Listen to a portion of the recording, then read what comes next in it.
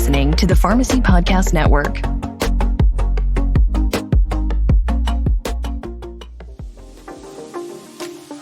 The American Pharmacists Association's annual conference is coming soon.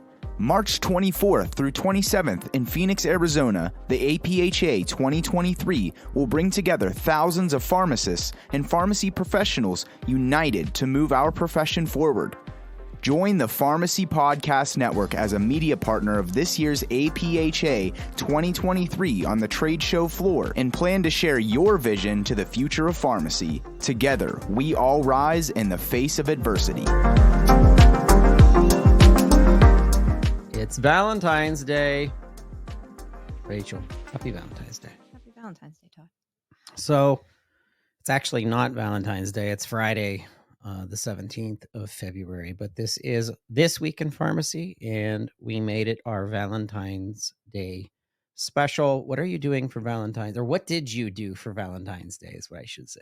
We're not really doing much today, but I think Saturday we're going to do like a little trip to Morgantown and grab a bite to eat. Something simple. We don't really go all out for Valentine's Day. Yeah. I'm going to cook dinner. My Valentine, Nicole, hasn't been feeling well, so I'm going to do steak, and I was going to do risotto based on our discussion earlier today, but she wants to do, I think, rice or something else. But whatever. Hey, if it's a husband making dinner for a tired wife that doesn't feel well, I think I get points for that, right? Or is that? I think you get a lot of points. I think Nicole's lucky because I'm going to be making meatloaf tonight. Meatloaf for Valentine's. Yes, I'm going to put a heart-shaped meatloaf. Oh, see? Yeah, that's a good idea. Really, just put like some ketchup sauce on it. Ketchup sauce on. It's like the old-fashioned. Yeah. All right. So Dr. Nadia Archambault is going to be joining us. She is the SexPharmDClinical, and we have another guest that's going to be on today's program, which is Dr. Tamara Ruggles. She is the CEO of Specialty Pharmacy Consulting and owner of the Deprescribing Clinic. I'm excited. Dr. A, she is fun. We're going to talk about just sexual health and thinking about using Valentine's Day as a way of bringing the attention to what pharmacists can do when it comes to sexual health. You and I went to the National Association of Chain Drugstores together, the big conference where all the chain drugstores kind of show up, and some of their products for sexual health, not only were they interesting, but I see a big opportunity for community pharmacy to get into sexual health and literally make money on it. I agree. We had vibrators, we had oils, we had CBD topicals, we had there was even a what's it called when you put that mask over your eyes?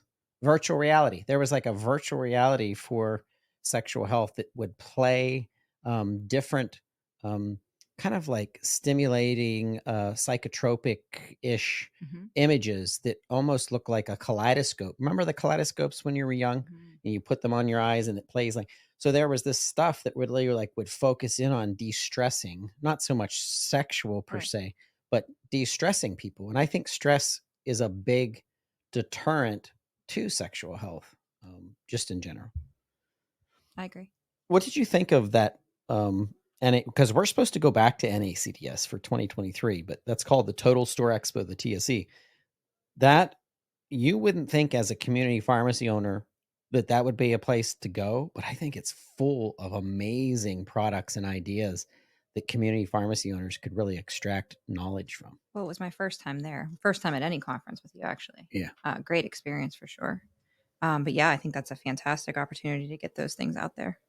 Babson was there, blood testing for community pharmacy, entering community pharmacy and giving you community pharmacy owners the ability to do blood testing right inside your facility is a big up. I want to give a shout out to Babson. Check them out, by the way. Go to babsondx.com or just Google Babson, BABSON Pharmacy Podcast Network, and you'll see their shows. But great group to work with. Shout out to them. So we gave a shout out, Dr. A and I, to Ananda, which is a CBD topical that they have called Bliss. And then we also gave a shout out to the one and only, one of our favorite clients, Berkeley Life. And your husband has tried Berkeley Life, huh? We both have. Yeah. And both of you are pretty exercise oriented and active. And tell me about like your experience with how it was during, like, I know you do some biking. I know you do some other forms of training and stuff. So share that with our listeners. I definitely felt I did feel a lot more energy from that, and I'm not sure if my hubby took as much as I did, because he has a pretty regimented, thing that he does. So I don't know if he really incorporated it as long as I did, but I definitely felt positive benefits from that for sure. Yep, I think it's manipulating the oxygen into our red blood cells, and I think that in itself gives you energy because you feel better. That's a good thing. Well, thanks for opening up this week in pharmacy with us, Rachel. Love to have you back and just get your insights, and being a consumer of medications and pharmacy services, just like all of us are. Certainly not on a regimen, like on an ongoing basis per se, but we're all impacted by Pharmacist. A happy Valentine's Day to our pharmacists, our favorite providers. Happy Valentine's Day to technicians that are listening in. Hey, if we can do something for you here at the Pharmacy Podcast Network, please let us know. Rach, I hope you have a wonderful Valentine's Day weekend. Thanks, Todd.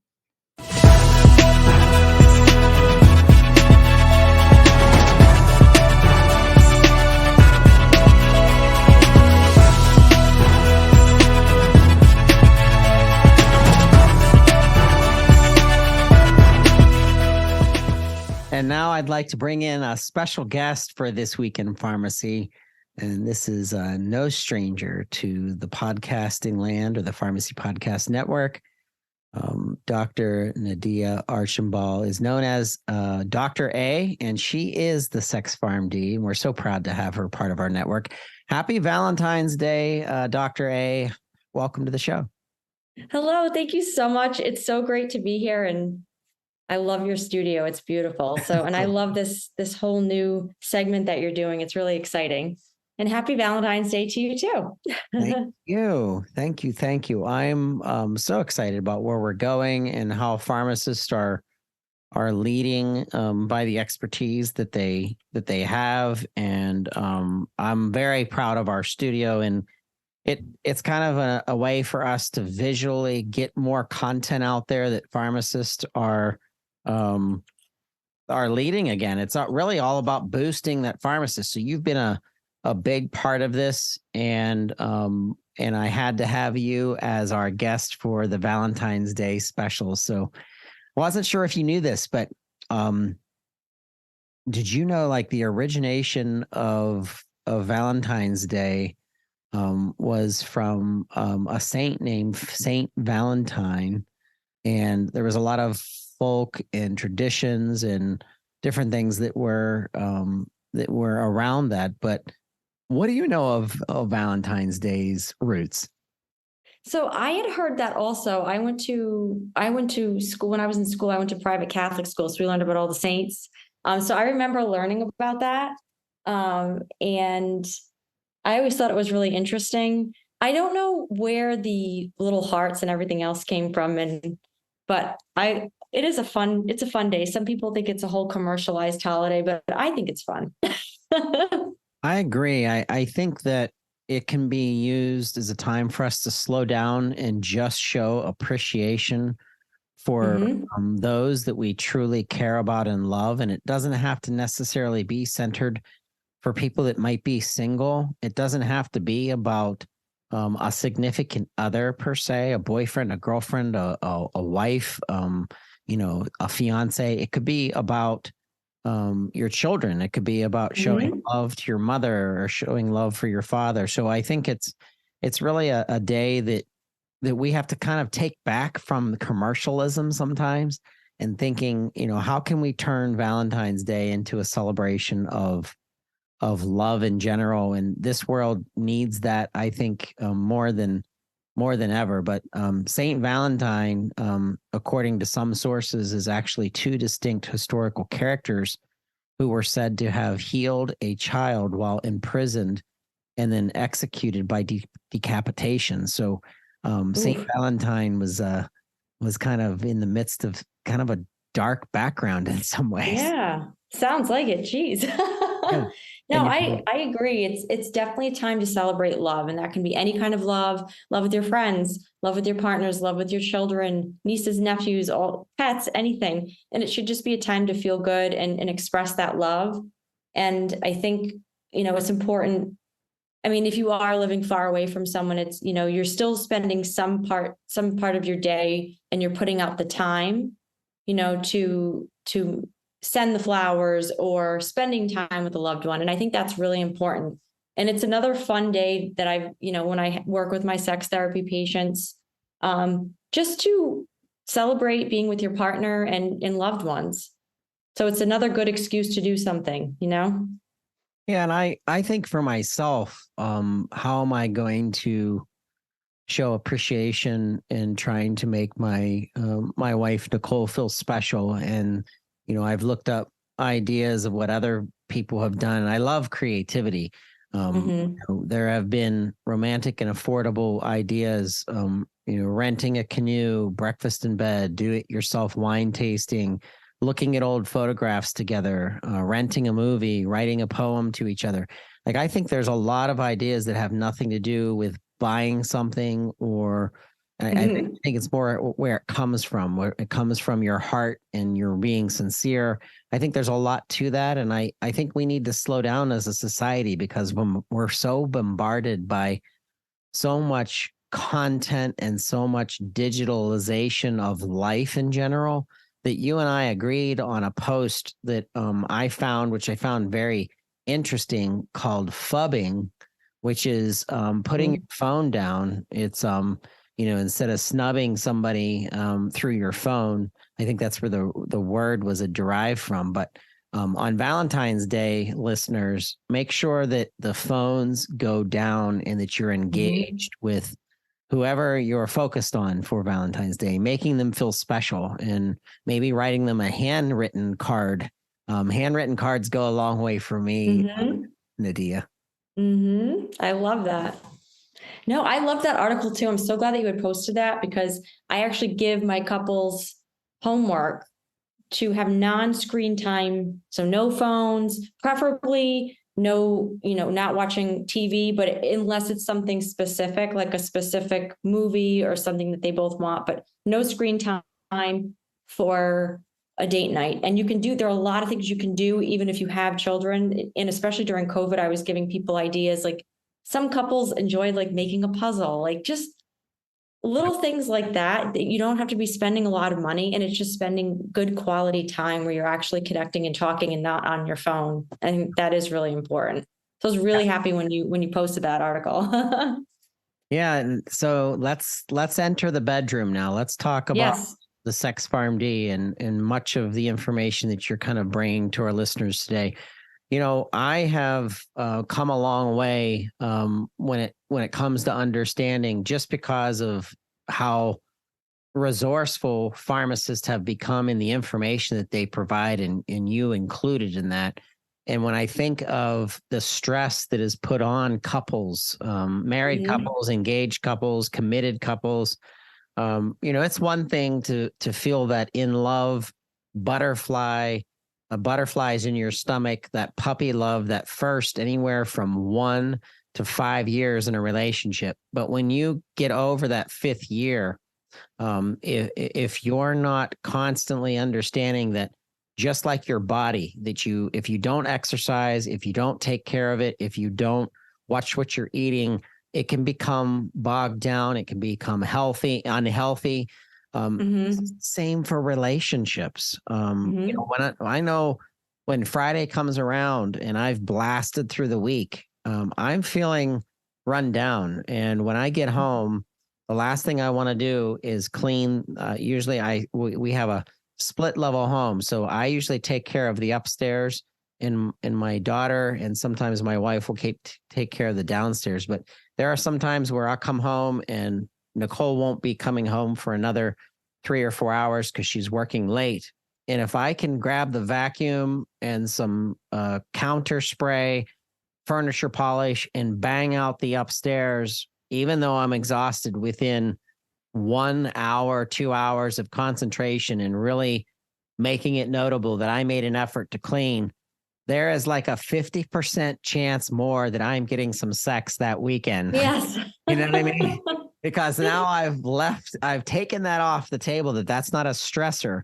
And you know what? That seems so minuscule and simplistic and fundamental that if I would have told my 25-year-old self that story, I would have probably gotten an eye roll from my 25-year-old self. But It's true though. I mean, like, I don't want to do housework, but taking stressors off of your partner, however that may be, tell our listeners the factors that come into the bedroom that prevent us from, making love and having sex with each other, and what can hold us up when we get deeper into those relationships. Kind of share what you've learned from some of your sessions. Yeah. So, and I've heard this expression before, so I use it also. Communication is lubrication in relationships. Communication is so key. So even what you're doing with the cleaning, that's a good way to avoid any type of argument later on. And it's an expression of love, without really having to do anything like buying something, so there's different types of love languages I've talked about with my patients. And so like acts of service can be one, gifts can be another, and it's not about material. It's about like just picking up the person's favorite, cup of coffee and things like that. So as far as, that goes with couples, communication is the most important key. And carving out that time, I have my couples schedule intimacy time or non-intimacy time. Sometimes we alternate scheduling sex sometimes, and it sounds cliche, but it actually really works for couples, especially ones with busy schedules and kids. So that's really, really important, that they get it on the calendar. And then there's no question of who's the initiator, right? Because sometimes one person initiates sex and the other one does not. But if it's on the calendar, it's happening. So there's no worry or anxiety behind that. So that's another big thing. One other thing I wanted to bring up, I know for our pharmacy owners that are, or just pharmacists working in the pharmacy, you might be getting this question a lot because it's Valentine's Day. So someone might be coming up to you asking about different kinds of lubricants. And I know I've gotten this question a lot with consulting work I've done. And it's kind of like a taboo, or some people don't feel comfortable really talking about it, but it's really important. It's an important counseling point for patients because it's sold in the pharmacies. So there are different types of lubricants. If anyone wants to know more, of course, it's good just to look up different types, but just the simplest breakdown would be your water-based lubes, which are usually, those are the most popular because they don't stain, they're non-greasy, don't cause infections really. And they're made of deionized water. And now CBD is a big one too with the CBD lubes. Those are usually water-based because CBD is water soluble. So if you get someone asking that, can also make great massage oils too with the CBD products. And then you have your silicone, which are typically longer lasting, so you don't have to reapply as often, such as the water-based. So that's the pro to it. But the con is that it can cause some irritation. And this is important too for anyone asking. They cannot be used with silicone sex toys.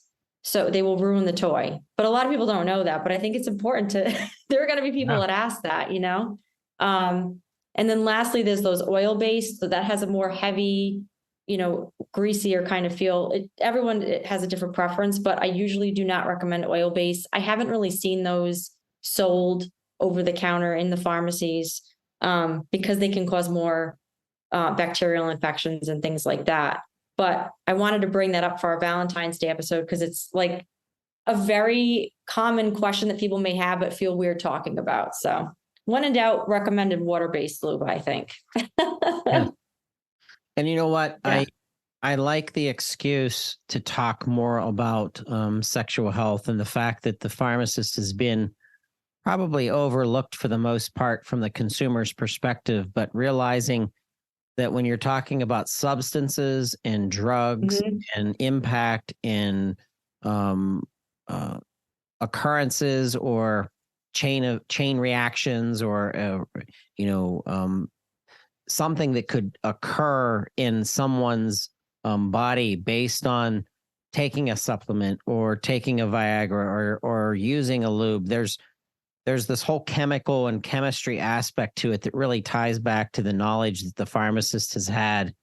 And I think it's important to bring some of that up to whoever's listening, if it's our HCPs, our pharmacists, our physicians, nurses, or even a consumer that's listening to this podcast right now.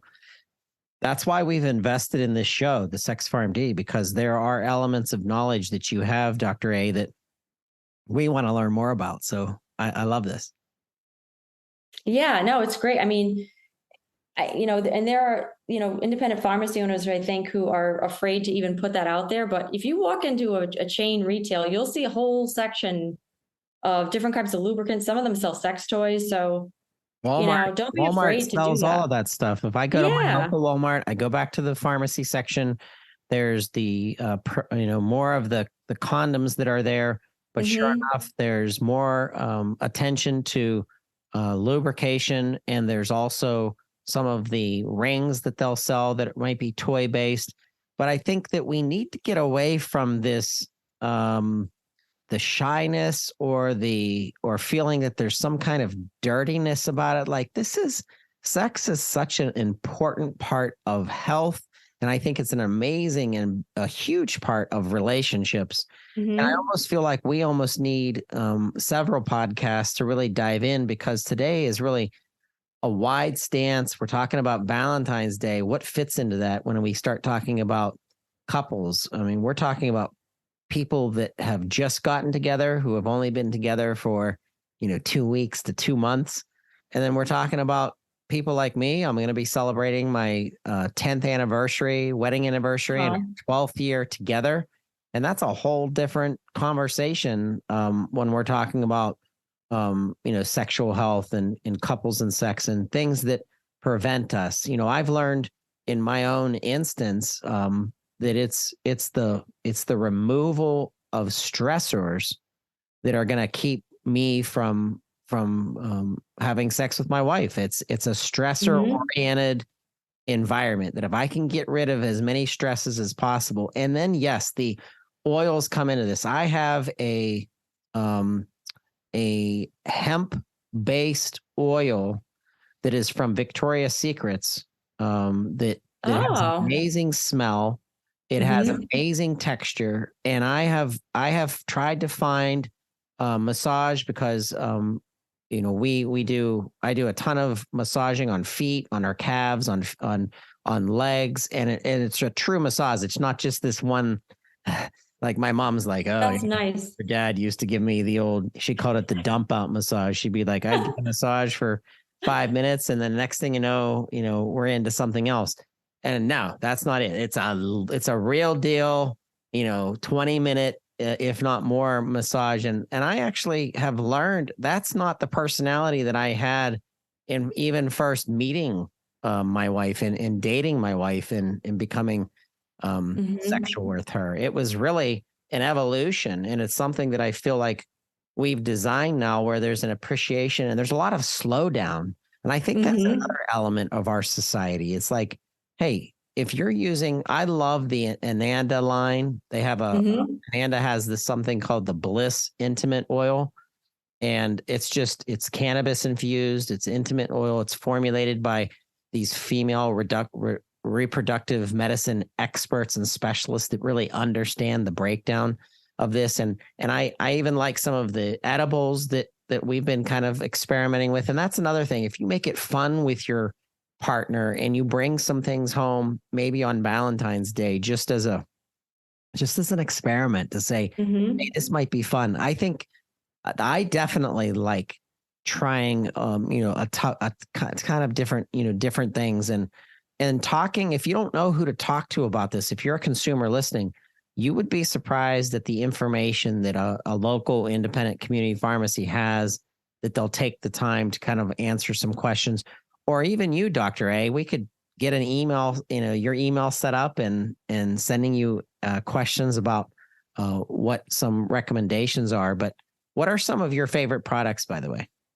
Yeah, so it's funny. I'm actually wearing my heart sweatshirt I got in Kentucky when I visited Ananda. And I love the Bliss line. I recommend that to any female patient. It's not only great for women with there's specific ones for pain, for endometriosis, or any change in vaginal pH. They have some products that are fantastic for that. Love their lubricant line, the Bliss lubricant line, which is used a lot also for massage oil. So that's definitely my top products for that.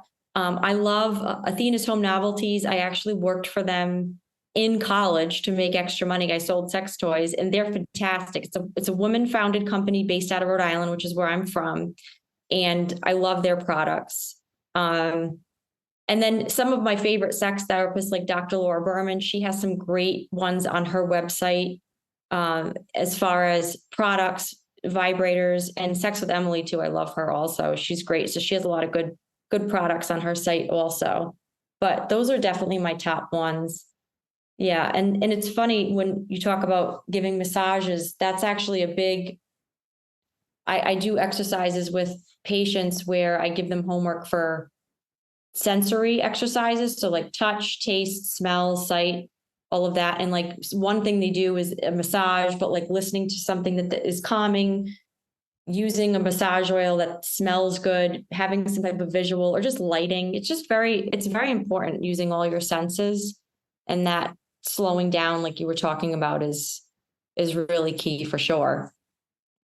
Yeah, it's almost it's a whole nother level of relaxation and being able to relax together and not feeling embarrassed or, and I think that there's something to that in a relationship that you can take that further than the early stages of being with someone, because I feel like I really know, my wife and what she really likes and what she doesn't. And I'm the problem of the relationship when it comes to wanting to push the envelope to possibly do something else. And she's like, I don't, I might not want to do that. I just the way it was, and not to mess so I'm always the creative, the creative.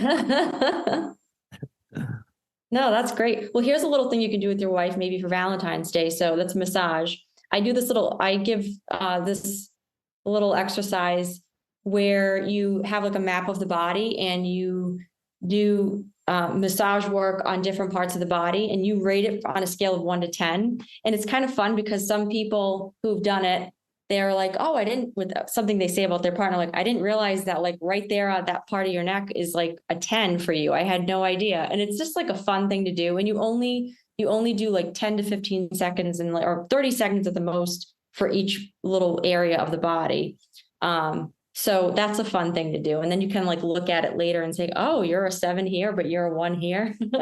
So that's like a little fun one you can do with your wife. Really good idea, because I haven't really tracked that out. I most of the time the question is that too hard of pressure? Because there will be some times where I feel knots in certain places, like in her back or in her legs, where I'm like, wow, there's a hard spot. So then I try to work that spot more, but then I'm starting to ask questions like, hey, am I pushing too hard on this spot?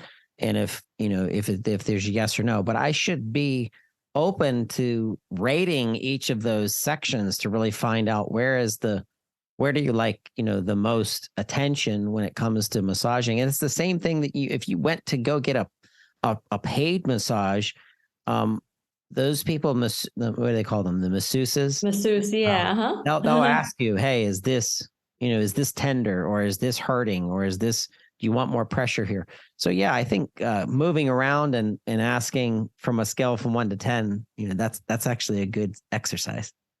Yeah, it's a fun one. And then if there's something like a little area that you know of that your wife really likes. Like sometimes if you're like just sitting on the couch watching TV, like if you knew it was like a certain part of her neck, you can just kind of rub that for a little bit while. Just a little fun, playful thing you can do. I already know what it is. I do know. You know what? You know what my wife's favorite thing is for me to massage? What? Her feet? Her feet. She's on her feet all the time. You know, she works at a maximum security prison in southwestern Pennsylvania. Whoa, that's intense. She's walking a ton. And so if I rub her feet, that's always, she'll probably fall asleep if I rub the feet. Sometimes I won't rub them on purpose because I'll be like, wait, I don't want you falling asleep. So that's a good one. So funny. But you know, I don't mind. I mean, feet lead. If you just keep moving upward, you're there you go. Mm-hmm. You're gonna win. Yep. Or at least we hope we will. So let's talk about quickly shifting gears. Let's talk about, and I want to have you back on the show because today is more about preparing for Valentine's Day, but let's talk about the people that don't have a significant other for, you know, Valentine's, and really celebrating yourself is the best when it comes to love. I've always had an issue with caring about myself, you know, enough on a more consistent basis. I do it from a health perspective. I think I'm pretty good at that. But very few times have I said, hey, it's time for me to go take a walk by myself. It's time for me to listen to some really, you know, quiet music that can kind of get my mind in a peaceful. But talk about some of your ideas about kind of self-love and for people. Yeah. No, I think that's a great topic because self-care is something that a lot of people put on the back burner. And I like to use the expression that where you're sitting on an airplane and they, you know, if you have a child, they say to put the oxygen mask on you first and not your child. Yeah. Because you have to be able to breathe to take care of your child, right? So you want to be the best version of yourself. And not only like if you're a mom or a dad, but in general to your friends, to your family. So it's important to stay regenerated, you know, regenerate yourself, and take that time out for self-care. If it's a spa day or just something simple, like you were saying, like a walk, reading a book that you want to read, a nap, any at-home facial, things like that are just very important. And I am a huge fan of meditation. I think it's really, really important. And especially in our crazy world today, just to calm the mind is so important. And you can there's so many different things you can do, like an app on your phone, like a self-guided meditation and things like that. That's very important too. And that's a big component of self-care also that I recommend to patients, as far as taking care of themselves and helping quiet the mind. But it's that whole concept of you want to be the best version of yourself for everyone else too. So some people feel like they're being selfish, but you're really not, because you have to think of it that way, you know? So I like, and Valentine's is fun too. Like you can make a Galentine's Day with your girlfriends, or it's fun, you know? Like I said, give attention to another loved one, you know, a sibling, your parent, someone who might not get much attention, and it gives you an opportunity to just send them a little card or even a text or something just to break up the monotony of life and celebrate the day. Yeah, maybe volunteer somewhere, go to an animal shelter, you know, or just like make some cookies or cupcakes and bring them to like somewhere that you want, you know, maybe you love your hairdresser and the staff there, and just do something nice like that is always a good idea too. You mentioned the 5 love languages, and I know I took the test at one point. I think I took it during our 5th year anniversary, and what an interesting concept in that book in general. The 5 love languages are words of affirmation, acts of service, gifts, quality time, and physical touch. And when my wife and I took the test together, we both came up with physical touch as our love language. Wow. Okay. It's really That's cool. But I know that quality time and acts of service were very close for her. And then I think my secondary was words of affirmation. When did you take that test? What did you come up with for yourself? Yeah. So I always give that to my couples. as their first piece of homework. And even if it's been a while, I have them do it again.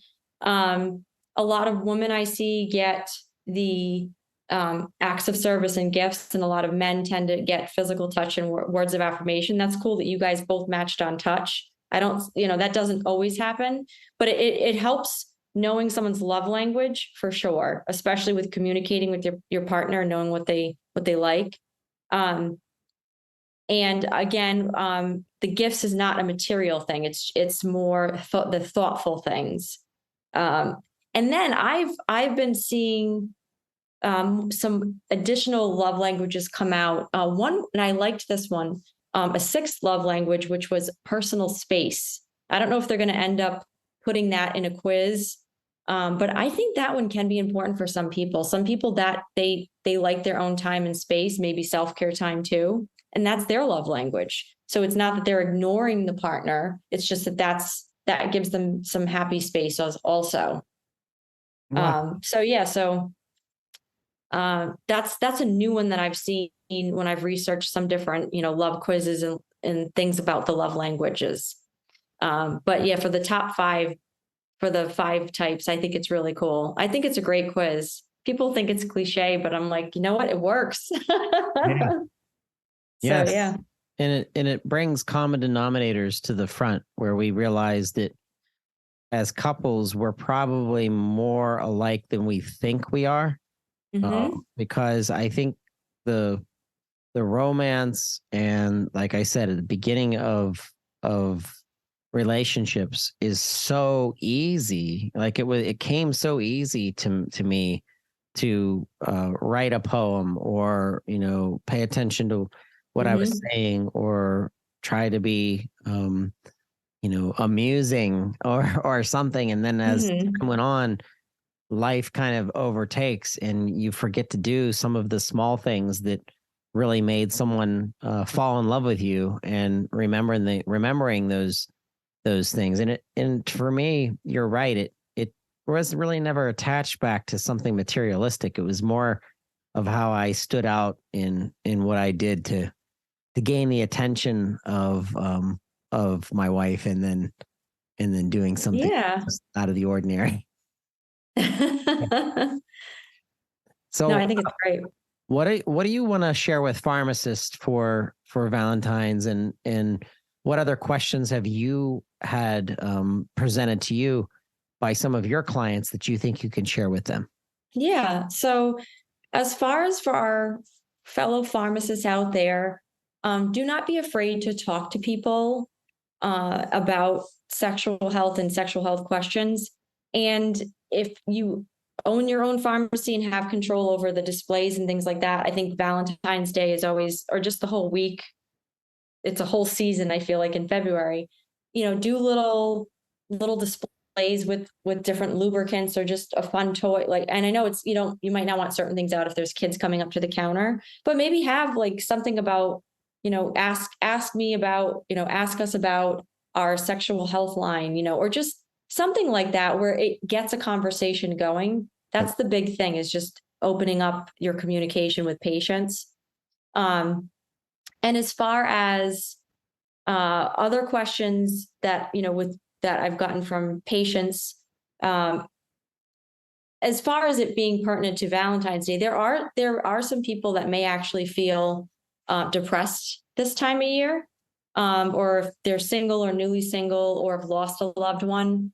It's another holiday where they're thinking about it. So be mindful of that too.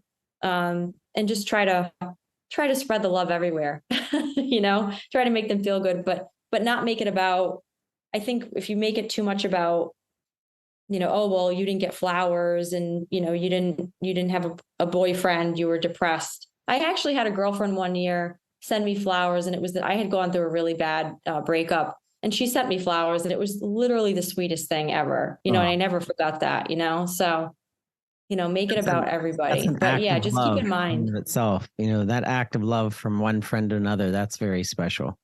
It really is. It really is. So yeah, just keep in mind about that. But I think it's just start talking to people more about sex. Someone that's taking an erectile dysfunction medication, right? They're clearly having sex. Talk to them about it. you know? If someone has a Viagra prescription and they come in Mhm. and you get an opportunity to say, hey, have you ever heard of nitric oxide, for example, as Mhm. another layer, which is much, I think, on a long-term basis, it's a good supplement to be taking anyway. And you and I both know all about nitric oxide through Berkeley Life, for example. So Absolutely. they've been a great partner. And I think that plays into the long game versus the short game. You know, when I think of short game sexual health, I say, okay, Viagra is something you're going to take and you're going to react to it probably within an hour to 2 hours. Whereas Berkeley Life, it's more like, hey, this nitric oxide product is something that I do all the time. And after a Mhm. 2-week period of taking it, all of a sudden now I'm feeling better when I'm walking or better when I'm exercising or more energy when I'm lifting weights for that last push or that last pump. And I take Berkeley Life so I can speak to it and say, I have Mhm. seen differences when I am on it on a consistent basis and when I've forgotten to take it or it's patchy. And that plays into sexual Mhm. health too. Oh yeah, no, Berkeley Life is fantastic. I've had some patients take that and it makes a difference. And it's helping women now also. They're finding it's very helpful for women. I think it's fantastic.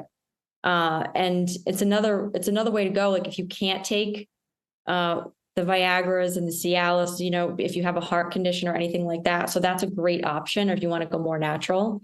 Another conversation to have too is, so if the patient is on erectile dysfunction medication, so they take the pill, but is their significant other ready or in the mood even? You know, some of these people will pop the pill, okay, I can have sex in an hour, but maybe that other person isn't ready for that, you know? So that communication component is important too. Where that's why with a lot of couples, I have them schedule sex so that way they know, okay, we're going to have sex Sunday, you're going to take the blue pill or whatever, you know, and then they're ready for it, because you can't just pop the pill and say, okay, I'm ready to go, but the other person may not be. So, and That's then a woman interesting. who's on any type of postmenopausal hormone replacement therapy, ask her about how her sex life is. Maybe it's horrible. You know, maybe she's going to be so thankful that you even asked her, you know? That's a So, good point.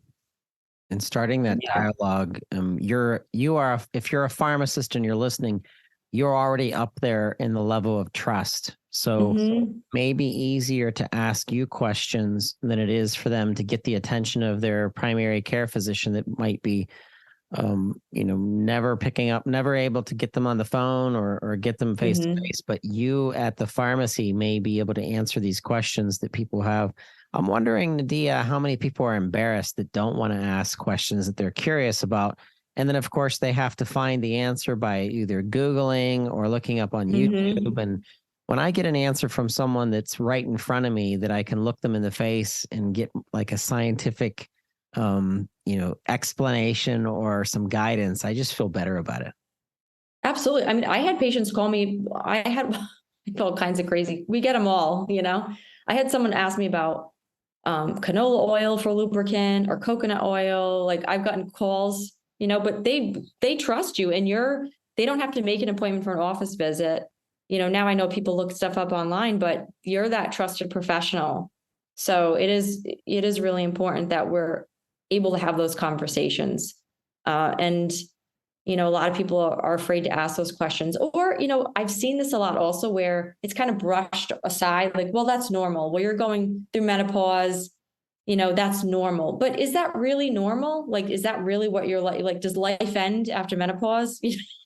I mean, I get a lot of women who feel that way, and that's how their providers have talked to them about it. Like, oh, well, that's how it goes. So I don't think that's right either. So Yeah, that's another point. life is not over. You know, Exactly. have to keep going. Exactly. Yeah. Well, I am excited that you've been part of this network. You've always brought some amazing discussion points, and I'd like to dig into additional questions that other healthcare providers have. I'm wondering in closing, is there any advice that you'd like to put out there for pharmacists to think about, or even our community pharmacy owners? Yeah. So think about, we have a lot going on as pharmacists now, a lot more clinical services that we're offering, which is fantastic. This can also be part of that clinical service that you're consulting patients on, is sexual health. And especially if you own your own pharmacy, that can really, it's a win-win for everybody. You're providing people with help with their sexual health questions. And it can increase your sales also with a lot of products, that people might not want to go to Walmart to get something, and they'd rather get it, at your pharmacy and be able to ask you those questions. So just think of it that way. But I think if you think of it as another clinical service that you're offering patients, that's the right kind of mindset to get in. It's a really good point. It's been awesome, having you be part of the Valentine's Day special. Wishing everyone, hopefully everyone had a very good Valentine's Day, and don't wait to talk with your partner just on Valentine's Day about things about your sex life. Bring it up to them. Even get a pharmacist involved in reference, just in case. And it's just good to have you here, Dr. A. I thank you so much for being part of this. I have an ending question. What did the stamp say to the envelope on Valentine's Day? I don't know. I'm stuck on you. How cute is that? I love it. Okay. It's always fun talking with you. Another one is, what do you call the world's smallest Valentine's Day card? What? It's a Valentine. All right. Can we get any more corny with these jokes that I'm finding online about Valentine's Day? So, all right. Well, that's all the time we have on This Week in Pharmacy, the Valentine's Day special. We give a shout out to all of our pharmacists, by the way. We love you, Valentine's Day special pharmacists, in every day. It doesn't, here at the PPN, it's not just Valentine's Day. But if you do have questions, if you'd like to collaborate with Dr. A about sexual health, please reach out to us. We would love to hear from you. I'd love to create a show where we collaborate with more other healthcare providers and sexual health experts and psychiatrists. And just remember that we're here and we're doing this on a frequent basis. But thank you, Dr. A, for being here. Thank you so much. This was great. I loved it. Happy Valentine's Day. Happy Valentine's Day.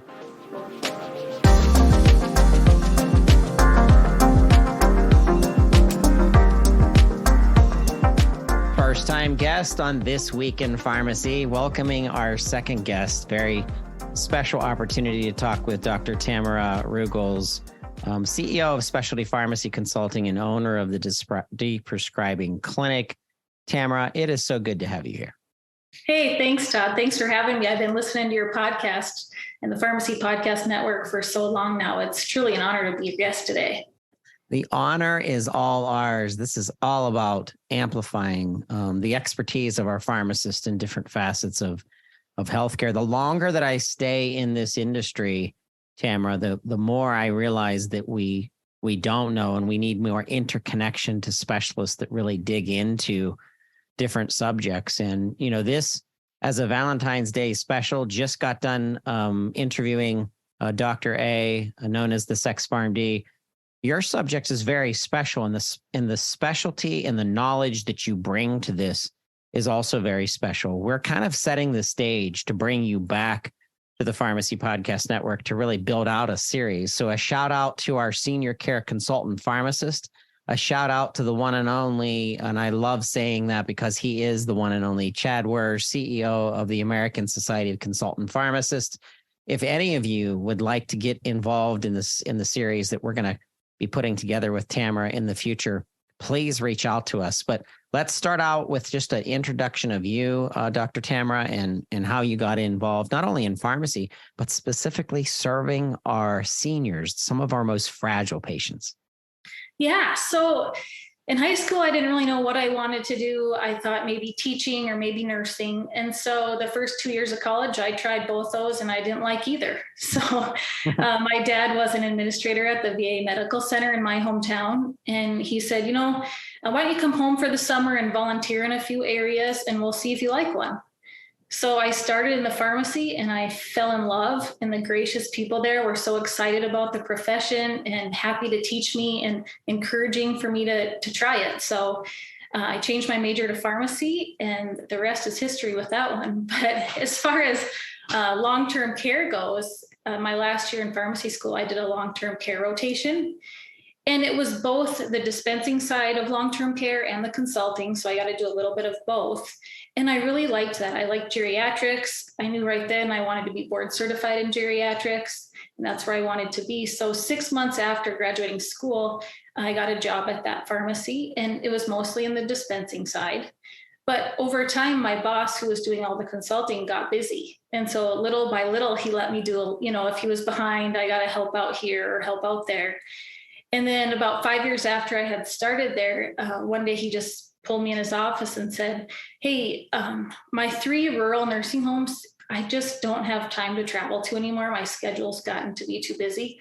So he said, I think you should start your own company. That really kind of threw me for a loop, because I thought he was just going to say, can you take them over? But he said, I want you to start your own company, and I'm going to refer those 3 homes to you. So I did. I started specialty pharmacy consulting, and I started with 3 rural nursing homes. And from there, it's climbed to now I have 14 facilities, and I absolutely love consulting. It's the best. You get to use all your knowledge from pharmacy school. You can do a med review one day and be on a falls committee the next day and watching a med pass the next day or giving an in-service. So there's just so many different areas. You never get bored. And my old people are so funny. I just love them. So I've truly loved consulting. It's been a great fit for me. See, this is so good to hear. I think we attract on this publication, and have for 14 years now. I can't believe how fast time's gone by. We attract innovators literally in the industry, and we start to fractionalize and piece out and channel the different experts in the channel. And you belong in my original channel, which was the focus on our seniors, the focus on some of the most, like I said, some of the most fragile.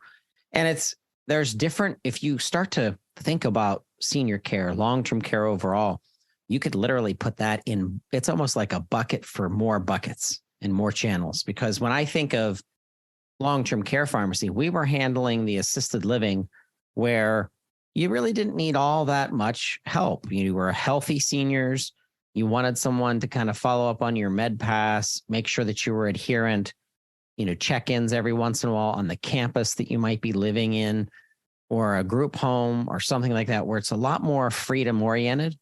Then all of a sudden you went into more of a skilled, where it was like, okay, these are a little bit more fragile seniors. They have a very specific issues that a medication expert that really understands comorbidity and other. That's why I'm not a pharmacist, Tamara. So I can't say that. But comorbidity, multiple things happening, chronic conditions, and then the super duper serious, where we're talking about the sickest of the sick of seniors that are maybe entering hospice or another thing. And when you think of the humanity and you think of the care and literally the love that is pulled from the intelligence of someone in your position, we can't have enough Dr. Tamaras in the United States right now, with 310 million Americans with, I can't remember what the percentage is of baby boomers echoing to the Generation X, which I'm 50 years old. I'm 10, 15 years away from possibly being in that category.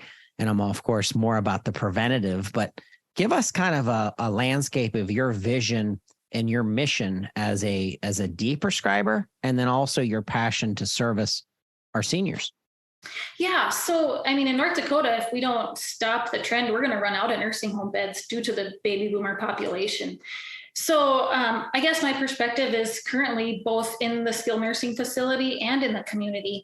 I was just doing skilled nursing facility consulting. And then one day a nurse had emailed me and said, hey, so-and-so is falling a lot. Can you review her meds? And while I was doing that med review, I thought, I wonder who's doing this for people in our own community. And so that's where the Deprescribing clinic came in, and that's set to open here in just a couple of weeks on March 1st. But I wanted to bring those services that we provide to our skilled nursing facility residents, the site committee meetings, the falls review meetings, someone reviewing their medications every month and monitoring them. I wanted to bring that service to our community dwelling older adults so that we can keep them in their own home and we don't have to worry about running out of skilled nursing facility beds in the future, because we've got people who are thriving and they don't have cognitive decline and they're in their own homes where they want to be. So the future is both. I think it's both in skilled nursing and in the community for consultant pharmacists. So it's an exciting place to be. Absolutely. You know, this is the Valentine's Day special. And when I think of Valentine's Day, I think of pharmacist expertise in the community, in specialty, in senior care. I think of those group homes, those relaxed environments that have an entire housing plan set up where seniors come and go as they want. They play golf, they relax, go see their family. That freedom oriented, but still with those people, with that demographic of patient, something comes up, and UTI is one of the issues that we sometimes deal with. Seniors, I mean, I think of myself, Tamara, not to make you laugh, but I'm 50 years old, and I guarantee if my wife is still around, I'm so into her. Like, I guarantee I'm going to be sexual 70, 80, 90. She's probably hating to realize that I'm going to be coming after her still. But that's just my personality. I can tell. Absolutely. Based on my dad. And so when I think about as we get older, things come up. Let's dig into the duration limitations of, and I can't say it, antimicrobial. Hey, you're almost there. You're doing great, Todd. I'll help you out. Yeah. I mean, what else would we want to talk about on Valentine's Day than UTIs, right? But they are such an issue in our skilled nursing facility population. They can go septic so fast. So we have that issue, but we also have the issue of, patients that develop confusion. And so their family wants to have a UA done, and we're treating UTIs that don't need to be treated. So it's both. And the World Health Organization has declared antimicrobial resistance as one of the top 10 health threats across the globe. So we do need to be judicious in our antimicrobial prescribing, but we also need to treat patients who truly do have UTIs. So at my largest facility, we were running into a problem a few years ago of having patients treated for UTIs with heavy hitters, like Cipro or Levaquin, for long durations of action. Right? Instead of the 5 days, it was now 10 to 14 days. And we were doing a lot of education, and we were doing a lot of retrospective reviews, but we weren't seeing a lot of change or a lot of impactful things happening from those retrospective reviews and education. So I was getting my certification in antimicrobial stewardship, and part of that was an end project. So I was thinking about my end project and how can I help this large facility with antimicrobial stewardship, because we were all a little bit frustrated. And so I came up with 3 ideas. One was an antibiotic timeout, which we're doing now anyways, but we hadn't been at the time. One was me reviewing all the cultures to make sure they were on an appropriate antibiotic and they weren't on the heavy hitters if they didn't need to be. And then the third one was limiting the duration of treatment for uncomplicated UTIs. So I had presented those to the infection preventionist and the director of nursing. And I said, out of these 3, are you excited about any of them, or which one do you think would be successful in our facility? And they both came back and said, we want to do the treatment duration limit, because we had seen so many 10 to 14 duration of treatment for an uncomplicated UTI. So next step, I was sitting there writing the policy, and I thought, Colin, am I doing the right thing? Are providers going to agree with this? So I called one of the main providers from the facility and said, just ran it by her. Hey, what do you think of this idea? Do you like it? Do you think I can get other providers to be on board with it? And she loved it. She said, I myself have been trying to teach my nurse practitioners and PAs about lowering the duration of treatment. We don't need to treat them for that long. And so she goes, this is really helpful for me and something that I've been also thinking about. So after that, we got with the medical director and we wrote a letter to all the providers just saying, hey, this is what the policy is going to be. This is why we want to do it. We want to successfully treat people, but we want to decrease resistance. And we also want to decrease adverse effects. And then also we just sent it out like about a month before we implemented the policy and said, hey, if you have any questions, please reach out to us. And so it was May 1st, 2019, this went into effect, and we used the Infectious Disease Society of America treatment guidelines. And so that was the treatment duration we recommended for uncomplicated UTIs. And so it went into effect, and the real heroes in this story are the nurses and the people in the in-house pharmacy, because they're the ones who implement this project, right? I just wrote the policy, but they're the ones who implement it on a day-to-day basis. So what does that look like? So there's a sheet that the nurses fill out every time an antibiotic is prescribed at this facility, and it includes the antibiotic, the most recent serum creatinine, weight, height, if they're on warfarin, and then they send it to the pharmacy to renal dose and then make sure we're monitoring INRs if they're on warfarin. So all we had to do was we put in the question on this sheet, is this treating an uncomplicated UTI? And if the nurse checked yes, then we made sure the duration was within treatment limit policy. And if they said no, then they didn't worry about the treatment duration. And so if the duration was outside of the treatment guidelines, the pharmacy would just fax the physician and say, hey, this is the policy. It's a 5-day duration. Do you want to lower the duration to 5 days? And that was for fluoroquinolones. Or do you want to fill out an exemption form? So they got a choice. And if they filled out that exemption form, they do have their own autonomy. They know the patient. So all they had to do was put a rationale on that exemption form. And then that request was granted, and they got, it was approved, the longer duration of treatment. So during that first year, we only had one physician fill out that exemption form. All of the rest said, and she had good reason too. All the rest said, no, we'll follow the policy. That sounds good. Lower the duration. All right. So I know that you focus on deprescribing for those situations where cascade prescribing is taking place.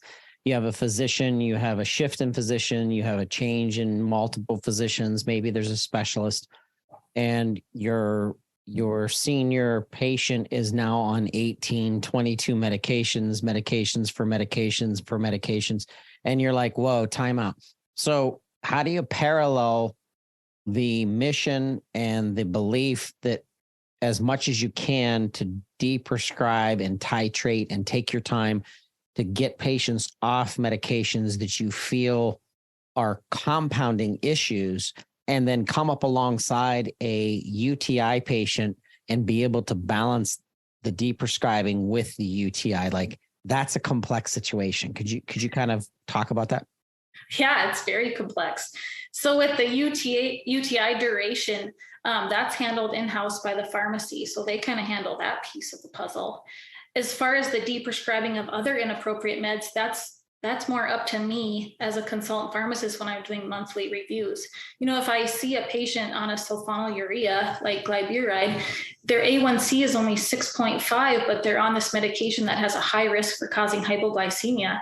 I'm leaving a note on that. We can discontinue that safely. They're well within the A1C goal range, and we want to get rid of that unnecessary and harmful medication. So I would say the UTI duration is handled by the inpatient pharmacy right then and there when it's prescribed. And then I more take a look at the deprescribing. And I also like to point out trends to physicians. Hey, so-and-so was started on oxybutynin. Within the last 3 months, she was started on, a laxative, a Biotine mouth spray, an eye drop for dry eyes, and then a dementia medication such as donepezil. So let's look at the trend here. We started an anticholinergic, and then these 3 or 4 other medications were prescribed shortly thereafter. Can we get rid of the anticholinergic and see if we can get rid of the rest? So I would say those deprescribing initiatives are more up to me as a consultant. In the dispensing side of the pharmacy, they don't have as much time to take a deep dive into that stuff. So how are you able to take the knowledge that you have and push, instead of it being Dr. Tamara and the community that you're serving, be able to take some of these strategies and push it out to multiple consultant pharmacists to really not only bring in additional information from their experiences, but roll out some of the policy and procedures that you've designed around UTI? Yeah, I would love to do that. And I think as consultant pharmacists, ASCP is a great place to roll ideas off each other and to collaborate. There's not a ton of consultants in North Dakota. And a lot of them, we're not in the same geographical area, but we do have a long-term care academy that we sort of meet up and roll ideas off of. But LinkedIn has been great. I just joined LinkedIn this fall, and I've been really enjoying collaborating with other pharmacists and rolling ideas off each other. So I do think LinkedIn has been really helpful for me, as well as collaborating with other pharmacists I met at ASCP. So those two things have been the biggest help to me. I think the American Society of Consultant Pharmacists, the mecca, the bringing everything together for our seniors and long-term care specialty, technology platforms, strategies, continuing education. What an amazing organization. They were one of the first national associations that joined the Pharmacy Podcast Network. We're actually going to go back to them and see if we can't work together and prepare for the annual conference, which is in November of 2023. But people like you that have this kind of focus to really help our seniors live better lives and live more freedom. Once again, I'm at that time of my life, Tamara, where I would have never in a million years at age 25 or 35 or even 45 started thinking about living as a senior, as my father is. My father's 77 years old. He's a wild man like I'm going to be when it comes to, constantly being involved and active and running. He's been to Thailand a bunch of times and the Philippines, and he likes to travel and fish and hunt. And I mean, that's the way I see myself. And when I think of my sexual health and how important sexual health is to my livelihood as a man, as a lover, as someone who is participating in life, UTI, I do not want to listen. I don't want to hear it. I don't want to think about it. So almost think of that proactive living and the proactive life that a pharmacist, a consultant pharmacist that focuses on it, how important that is, and not to value that subject and not to shy away from it because we might be, shy about things or talking about things. But this is important stuff. This is why I was so excited that you were part of this. Yeah, thanks so much for having me on. It's been awesome being here. And if there's any students listening that want to get involved in ASCP, myself and Scott Stewart are heading up the student initiative to try to get more students at ASCP and get them being consultants. And we want younger people on fire for the profession like we are. So if there's any students out there that want to get involved or are interested in consulting, please reach out.